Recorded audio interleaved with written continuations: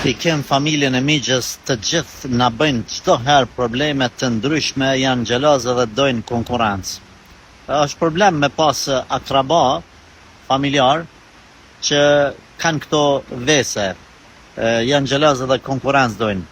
Në raste të tilla, nëse i keni afër me shtëpi, është mirë po patët mundësi me u largu prej aty.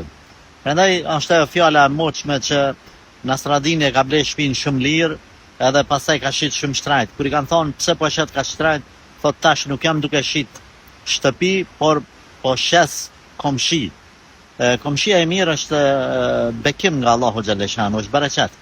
Prandaj nëse i keni shumë afër, ndoshta unë e di se është vështirë tash me u largu prej aty, por nëse mundeni, largoni prej njerëzve për rreth që ju hupin motivin për jetë dhe non stop janë xhelozë dhe dojnë me kriju gjithmonë konkurrencë me juve.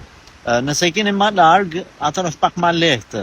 Bëni dua për ta që Allah zgjal me uzbut zemrën, jep ju një hedije, jep ju një dhurata, pejgamberi sallallahu alaihi wasallam na ka treguar që dhuratat i zbusin zemrat edhe e shtojnë dashnin mes vete. Duaja thash në vetmi, kur ata nuk janë aty të praneshëm, po ashtu edhe kur jeni në përtubime, livdoni ata. Kur s'janë ata praneshëm tubim, ju shkojnë fjalët edhe pak inshallah taala fillojnë me uzbut.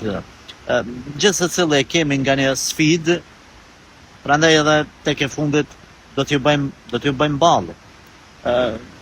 Ju që jeni xheloz edhe doni konkurrencë, keni frikë Allahun azza wa jall, sepse çdo mirë që Zoti ja ka dhënë dikujt nuk ja ka marrë juve.